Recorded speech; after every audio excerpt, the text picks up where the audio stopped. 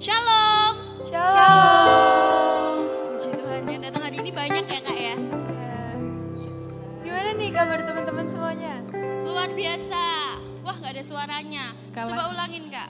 Gimana nih kabar teman-teman semuanya? Luar biasa.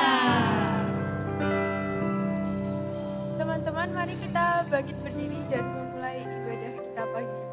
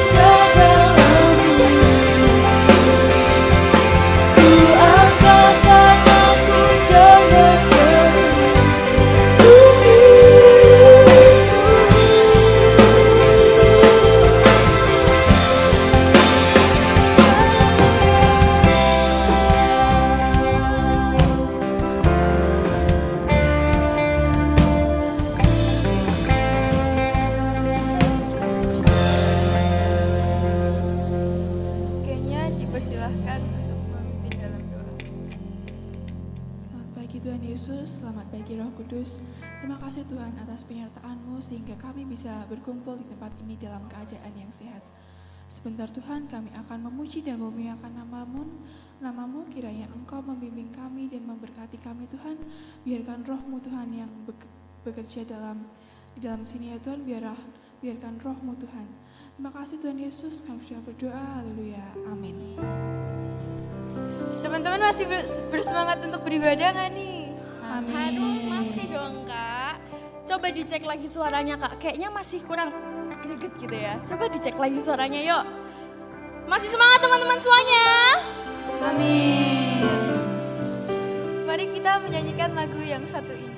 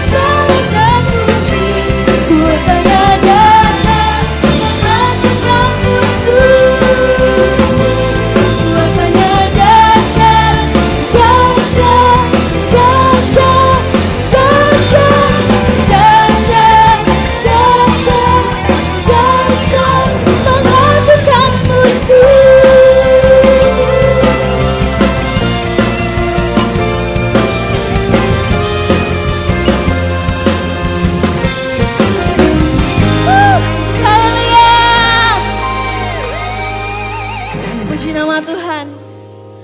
Hanya dekat dengan Dia kita merasa tenang. Karena Dialah sumber ketenangan dari dalam diri kita. Karena Dialah penyelamat kita. Kita mau mendengarkan sebagian dari firman-Nya. Sebelum itu, biarlah Dia mengerti apa isi hati kita. Haleluya Yesus.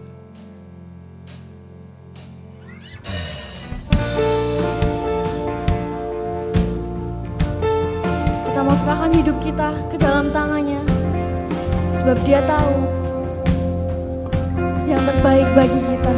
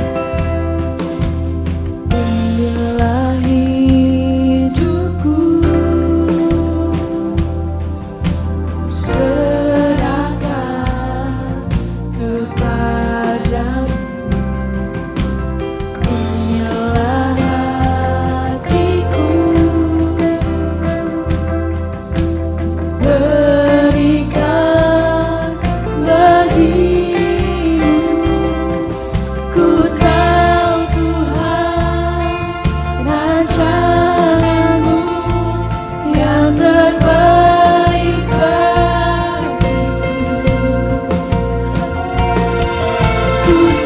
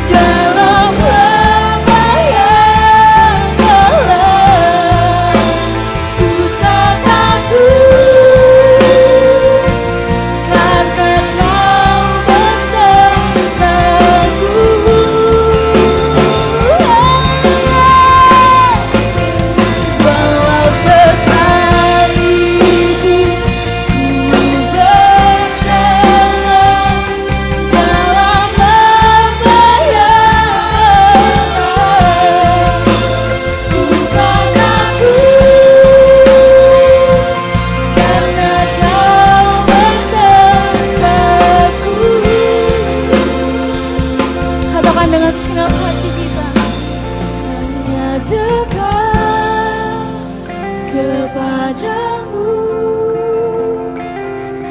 aku rasakan tenang hanya dalam hadiratmu. Ku rasakan damai-Mu,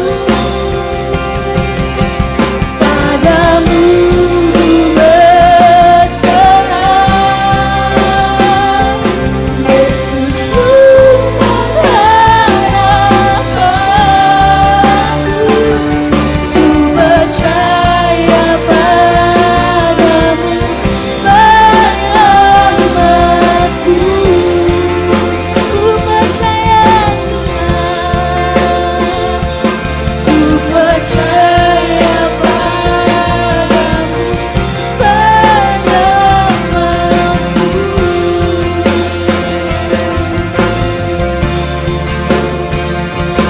Ku percaya padamu penyelamatku. Dalam kasih Kristus, Om Gatot masuk dalam doa.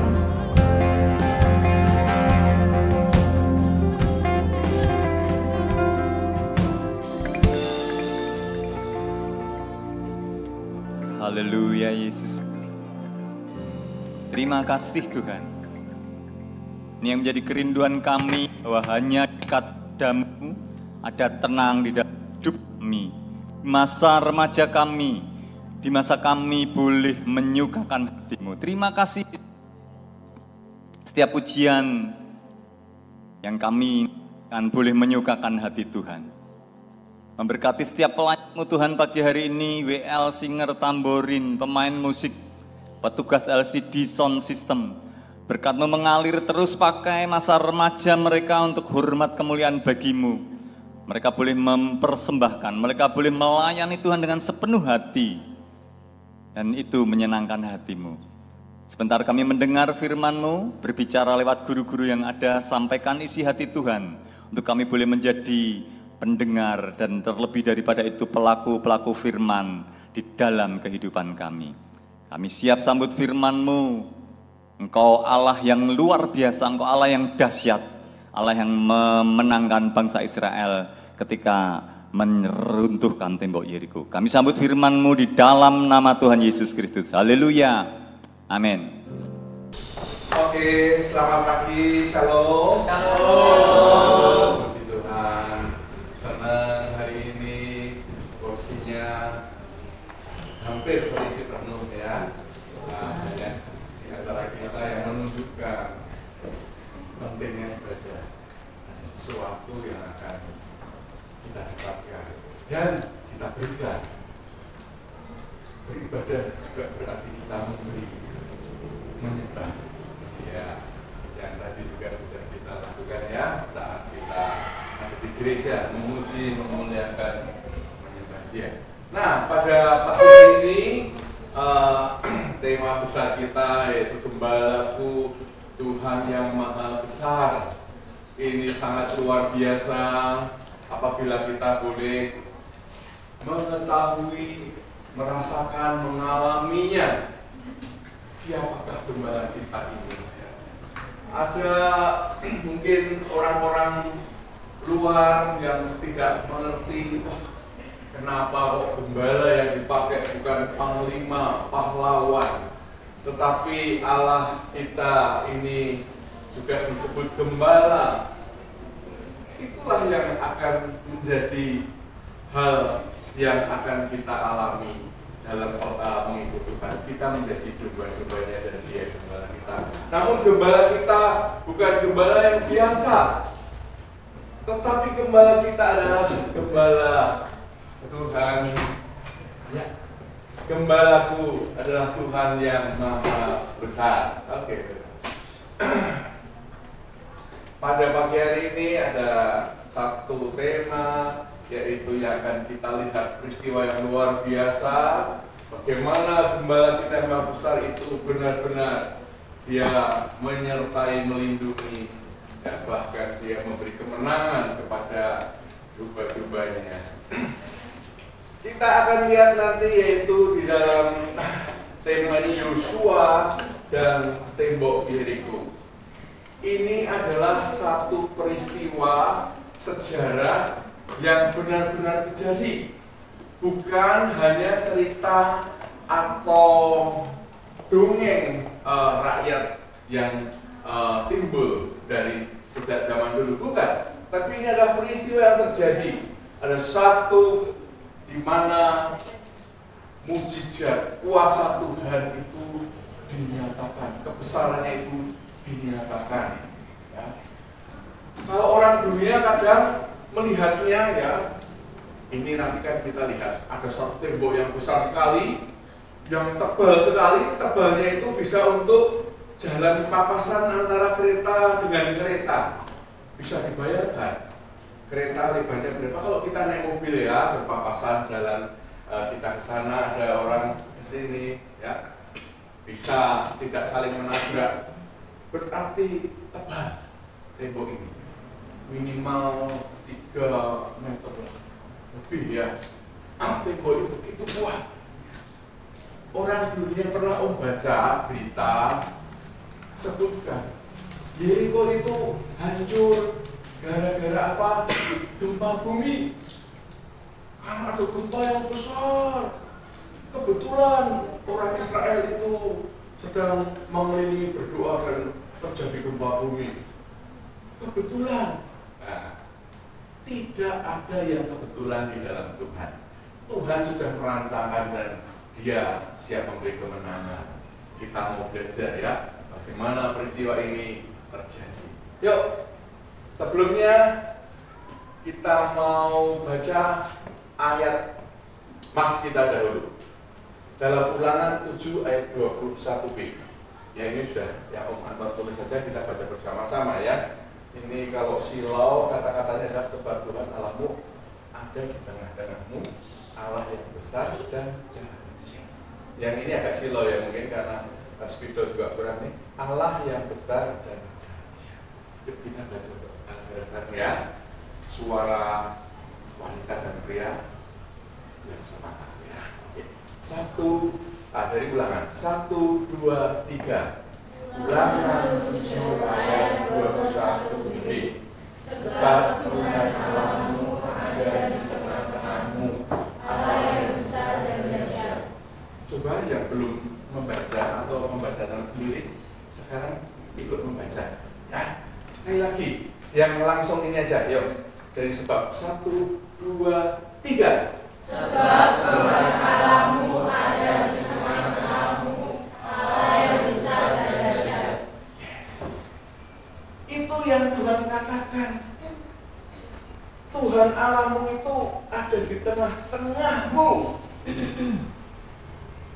Allah yang besar dan dahsyat. Maka, ini kan sebab Tuhan yang menyebabkan adalah karena ada Tuhan Allah yang ada di tengah-tengahmu, bukan Allah yang jauh di ujung langit sana. Allah yang kita sembah itu Allah yang ada dekat di tengah-tengahmu. Makanya kalau kalian menyembah, datang pada Tuhan sungguh-sungguh, kalian akan merasakan kehadirannya. Engkau boleh rasakan. Tapi kalau engkau nggak rasakan kehadirannya, tanda tanya besar. Bagaimana keseharianmu, hubunganmu dengan Tuhan? Itu ya. Kalau kalian punya hubungan yang intim dengan Tuhan, dimanapun kita bisa merasakan lebih dalam pertemuan ibadah kita, sangat Tuhan itu menyertai kita. Dan Dia ada di tengah-tengahmu. Siapa? Dia adalah Allah yang besar dan dahsyat. Mari kita akan lihat seperti apa Dia. Dan nanti dalam pembacaan itu kita akan melihat ada apa saja yang harus kita garis bawahi, yang harus kita perhatikan untuk kita mendapatkan berkat-berkatnya. Ya, yuk kita baca karena ini harus kronologis. Ini bukan cerita, ini adalah peristiwa yang terjadi dahulu.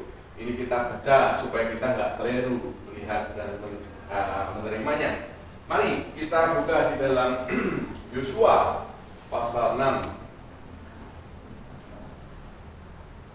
ayatnya 1 sampai 23 saja ya. Sampai 23. 1 sampai 23. Nah, ayo kita akan baca biar suaranya tidak semakin hilang. Yang wanita, yang ganjil, yang genap, yang pria ya. Saya buka dahulu di dalam Yosua 1 ayat Yosua 6 ayat 1 sampai 23. Yang wanita dulu ya. Oke, sudah siap? Amin. Ya, oke. 1, 2, 3.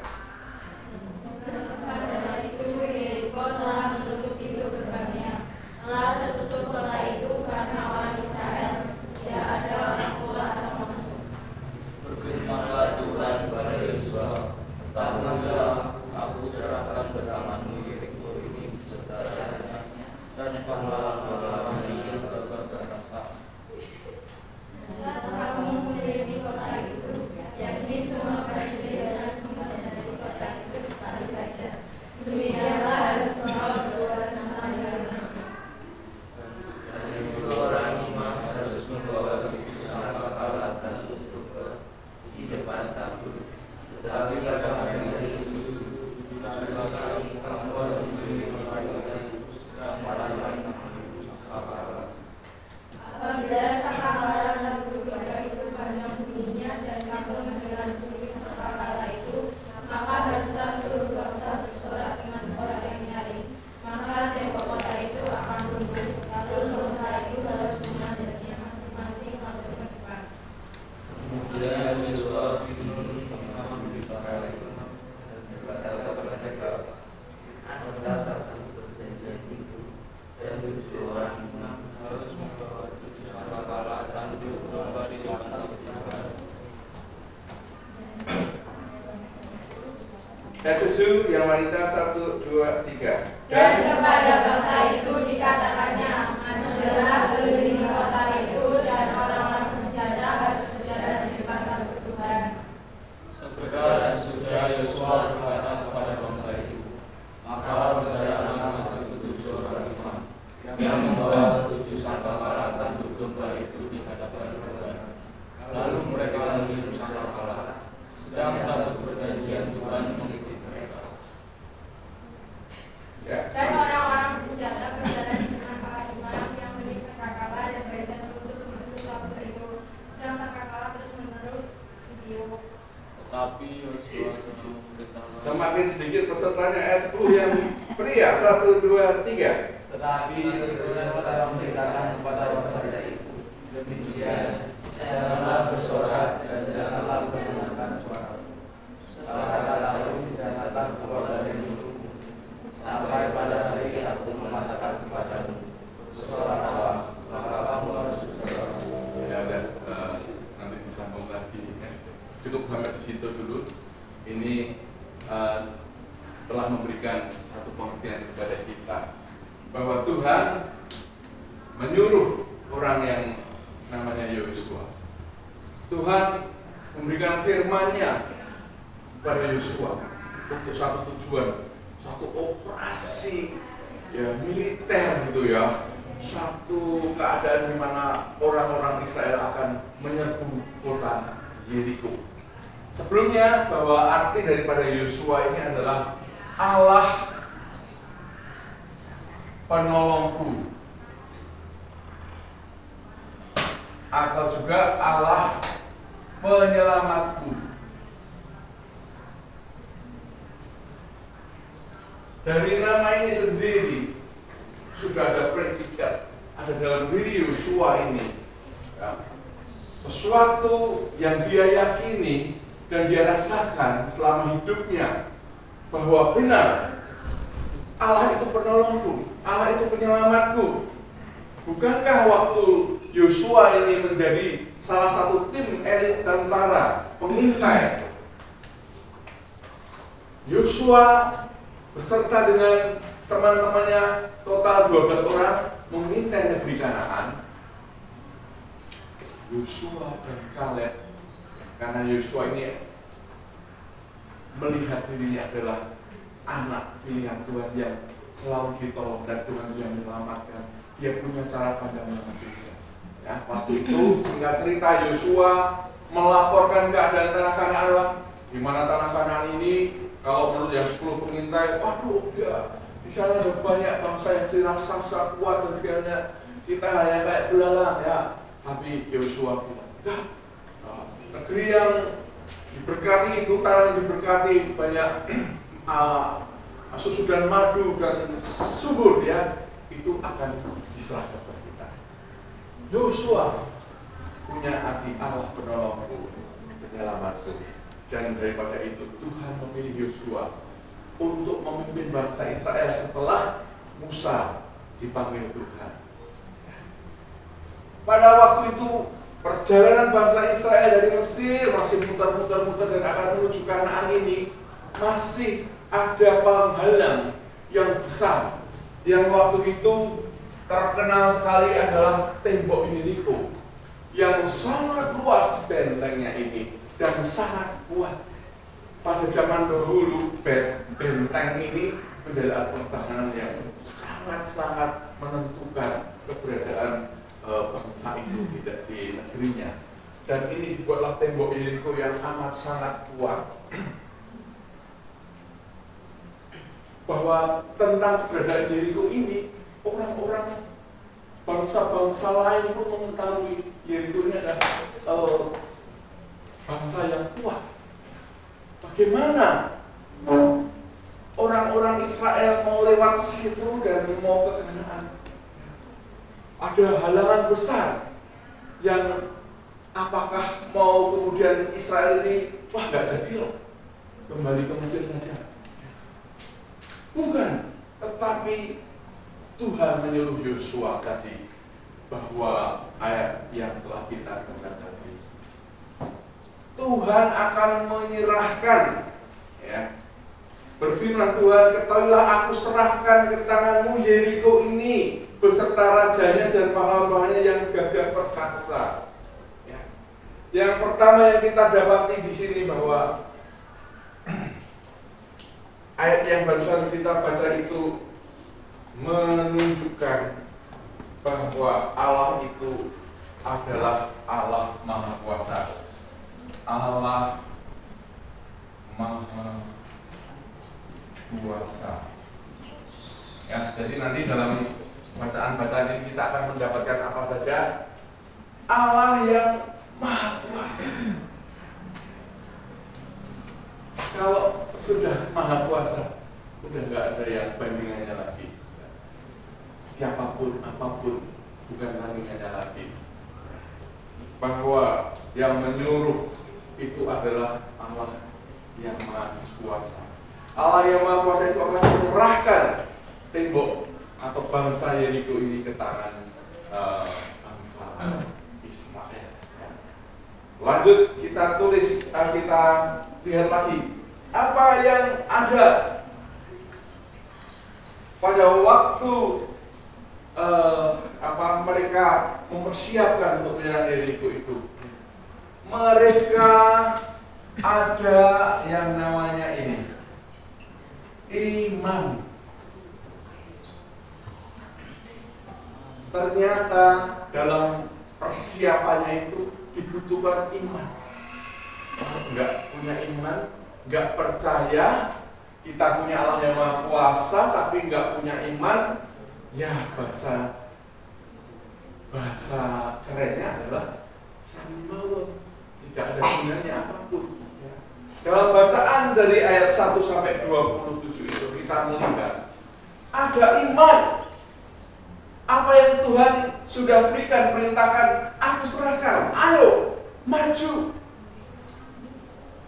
Kalau nggak punya iman, tentunya, wah, nggak bisa ini. Kita ini, bangsa Israel ini nggak pandai berperang ini. Dulu adalah tukang-tukang pembuat batu bata, bukan pembuat pedang, bukan tentara. Tapi karena Allah yang bilang, iman, ya, itu harus timbul, harus percaya bahwa nanti saatnya Tuhan memberikan kewenangan. Sudah diberikan waktu itu belum? Mereka masih menghadapi dari jauh, itu temboknya di sana jauh. Ya. Nah, kalau mereka beriman, maju terus. Ya. Lalu yang kita dapatkan yang ketiga adalah ketaatan.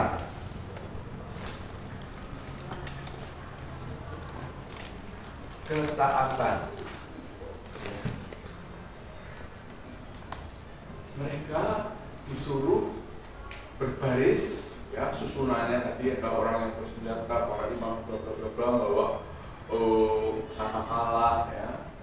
Ketaatan. Satu hari suruh muterin berapa? Satu hari. Hari pertama sekali. Hari kedua 2 kali. Oh, sekali. Wah, yang menjebak juga ya tante ini ya.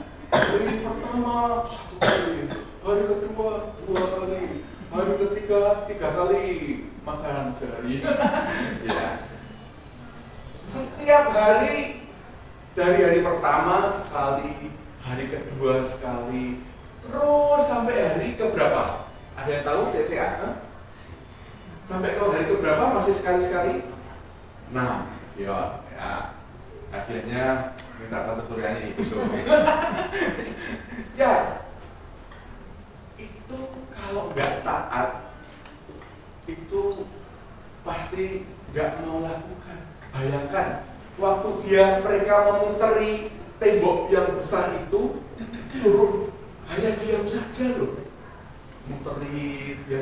Hanya di sono musuh itu yang ada di tembok itu kan bahasa Indonesia, bahasa Jawanya kan amuk-amuk ya, ngelihat, oh apa itu? Orang-orang saya kayak orgil, cuman ngitari diam-diam saja. Ya. Kalau nggak taat, pasti nggak bisa. Ya. Ada juga, iseng. Kamu punya tomat nggak? Punya. Aku punya 3 kilo tomat. Ayo, gue wah, dilempari. Nah, kamu punya apa? Punya telur asin. Tapi mau tak lempar, aku tak milih yang busuk. Lempar. Loh, bayangan saya itu mungkin terjadi olok-olokan, ya, ejek diolok. Tapi tetap taat. Orang-orang Israel taat akan firman yang disampaikan. Dia punya iman. Dia yang penting taat saja, ya. Nah, lalu selain taat adalah punya keberanian, ya, keberanian.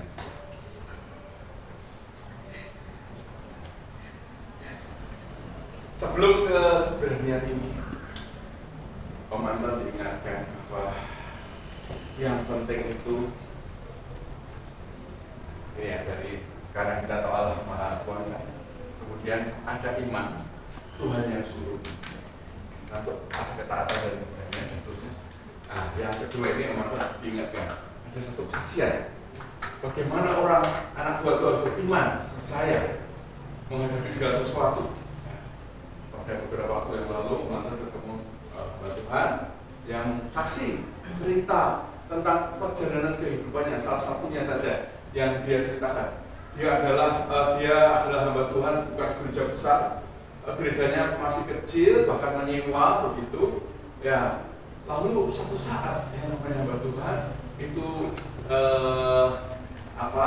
penghasilan atau PK atau pendapatannya itu ya dari jemaat, jemaatnya nggak ada, pas COVID nggak ada semua, nggak ada kasih persembahan atau berbuat, wah, lama-lama habis. Istrinya bilang, Pak, ini sampai bukan aja beras ya habis, sampai sabun untuk nyuci piring aja habis, sabun mandi habis. Waduh, gimana ini? Ya, dengan segala keberadaan yang ada itu, mereka datang kepada Tuhan. Tuhan, apa yang harus aku lakukan? Ada suka Tuhan. pergi ke mall belanja. Wih, kalau punya uang nggak masalah. Punya uang nggak ini? Yang belakang punya nggak? Nggak punya. Wah, kantor sorenya bilang nggak apa-apa pakai uang. Sekarang mobilnya kan imani, kiri segala macam, pakai kartu. Kartunya ini ya tidak ada ya, walaupun ada saldonya nol gitu ya. Tetapi hamba Tuhan ini nih wes manut percaya dengan iman, dia ke supermarket ya. Udah yuk kita ambil apa, butuh sabun apa, kamu butuh apa, telur, kamu butuh apa, tiramisu, ya macam-macam, beras. Udah diambil. Nah, si suami ini si hamba Tuhan, kok nyonya tuh, kok istri tuh masukin macam-macam kok keranjang gitu ya, yang didorong itu. Ya, tibalah saat penantian yang membuat jantung berdebar-debar. Saat apa? Saat dia mau masuk kasir, ya kan? Udah penuh, masuk kasir. Ini harus bagaimana? Itu hamba Tuhan ini, wes Tuhan aku berikmat kamu yang suruh, wes tak lakukan ini. Tak keranjang penuh Tuhan, ya toh. Dia istrinya bilang, Pak, sebentar ya aku tak ke toilet dulu. Wah, ini istrinya menyelamatkan diri. Dia maju itu, mulailah diambil dari keranjang itu gula, kecap, beras. Si hamba Tuhan ini hanya memandang Tuhan, Engkau Allah yang maha besar, dan Engkau Allah bukan Allah yang jauh, tapi Engkau Allah yang dekat. Engkau yang menyediakan, Engkau penolongku, Engkau penyelamatku, Engkau yang maha kuasa.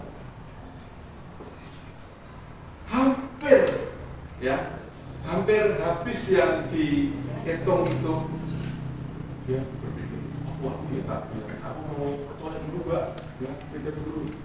Wah sudah. Saat-saat lain itu ada seorang yang juga belajar sama ya, di sini ya, di sini kenal. Pak Gembala baru apa? Ya baru belanja. Wah puji Tuhan diberkati gitu. Tapi ini hamba Tuhan ini kan ini, apa tahu enggak ya kalau saya itu enggak punya uang? Ternyata imannya ini terjadi. Ini bukan bohong, bukan kebetulan, bukan cerita abal-abal. Om Anton dengar sendiri, kalau kamu nggak percaya, ayo nanti besok kita sama-sama ke Solo, ya tanya sendiri, ya. Habis itu kita padang di kamar, ya tahu. Ya. Ternyata Tuhan pakai orang yang satu ini. Udah sekali aja Om, ini bareng sama punya saya. Mendengar itu, dia nggak bisa bilang. Dan saat itu sebenarnya dibayari sama orang yang di sebelahnya. Nah, baru istrinya datang, tapi sebenarnya istrinya udah lihat dari jauh ya. Ternyata mujizat terjadi. Balik lagi ya dengan bersukacita bawa kecap. Ya, iman percaya. Lalu ketaatan ini juga. Ketaatannya sangat penting sekali. Kalau Tuhan perintahkan kamu melalui pembacaan firman Tuhan atau ada suara di hatimu, hal-hal yang tidak akan terjadi. Kemarin pada waktu minggu kemarin ini saya teman-teman pelayanan sih agak jauh karena ya memang dulu hamba Tuhan itu pernah di Jogja, saya layani, saya aja ya. Kemudian teman-teman dikasih kesempatan diundang di Medan. Ayo, Anton pelayanan di sana. Kemarin pelayanan di sana. Salah satu cerita aja ya yang teman-teman sampaikan. Iya, punya gereja itu tuh ya tadinya cukup untuk orang 34, lama-lama jumlahnya 80. Jadi banyak, nggak cukup. Mau nggak mau apa? Harus dilebarkan ya. Nah, lebih kurang mau dilebarkan 4 meter. Tapi bingung, tapi ini kan caranya gimana? Tanah sebelah itu tanah milik orang, dan yang punya itu orang kaya. Nah, kalau orang yang miskin, aduh, kok gitu punya tanah. Orang yang nggak apa ya tante? Ya orang biasa ya ini orang kaya nggak butuh duit, artinya begitulah ya. Duitnya masih banyak, asetnya masih banyak. Ya. Kalau mungkin ada orang yang butuh, nah tanahnya dijual. Nah ini ketemu orang kaya ya, gimana? Dia berdoa dan menyampaikan kepada pemilik tanah itu. Pemilik tanah tidak bergeming ya waktu itu. Dia seolah-olah nggak mau peduli ya, karena bukan anak Tuhan ya, orang nah, tapi apa yang dilakukan oleh Pak Gembala, isi pastori itu, ibu gembala, pekerja, anak-anak ya, tiap pagi mengelilingi. Jadi ini misalnya ini kan gerejanya gitu ya, ini ada tanah yang mau untuk memperluas itu ya, dia kelilingi tanah ini ya, kelilingi terus berdoa ya, dalam nama Yesus tanah ini menjadi tanah milik Tuhan, jadi gereja, terus didoakan. Tuhan bilang suruh ngelilingi, dia lakukan. Taat. Kalau pakai pikiran nggak mungkin. Ini orang kaya, sangat kaya, tanahnya banyak sekali, nggak butuh duit yang hanya secuil seperti itu. Tetapi namanya ketaatan ini dia lakukan itu. Akhirnya tanah ini kami lihat sendiri bisa menjadi milik gereja, malah dengan harga yang murah juga. Itu kalau nggak digerakkan oleh Tuhan hatinya si pemilik, mana mungkin. Tuhan gerakkan entah lewat apa mungkin ya, mungkin dalam mimpi, wah terus dia takut atau apa, dan Tuhan berikan. Dalam ketaatan ini ada pernyataan kuasa Allah yang maha kuasa, Allah yang maha besar ini dinyatakan ya. Oke, lanjut dahulu, nanti ada yang kalau Tuhan ingatkan kesaksian teman-teman akan tambahkan. Yang keempat adalah di dalam bacaan kita itu kita mendapati bahwa harus dibutuhkan keberanian. Kalau kita sudah beriman ya, kemudian kita gak berani, ya akan mandek. Kalau kamu itu sudah ngomong, wah aku yakin, tapi kakimu itu gak melangkah. Kalau kamu itu gak mulai lakukan, ya, maka kemenangan itu tidak akan sempurna. Kita lihat ayat tadi yang kita baca. Mereka sudah taat, ngelilingi sambil diam. Lalu mereka dengan penuh keberanian pada hari yang ke-7. Dan yang bisa dikerjakan oleh Allah yang Maha Kuasa. Tugas kita adalah apa? Taat, tekun, berani. Taat dan tekun tanpa iman itu terpaksa. Benar gak? Aku manut tapi aku gak beriman, itu terpaksa. Keberanian tanpa iman itu bonek. Nanti komandan udah singgung apa? Tekad. Allah Maha Kuasa itu sudah sifat Allah. Kita nggak bisa utik-utik. Kita mau rajin, kita mau malas, tidak mengurangi kuasaan Allah. Mau izin tiap minggu, gak sekolah minggu, pakai itu mengurangi kuasaan Allah? Tidak. Tetap Allah Maha Kuasa. Tugas kita adalah menjadi anak yang taat dan tekun, berani, tapi beriman kepada Tuhan. Terima kasih teman-teman sudah hadir hari ini. Kita akan tundukkan kepala, kita akan berdoa. Nanti Juni akan tutup dalam doa.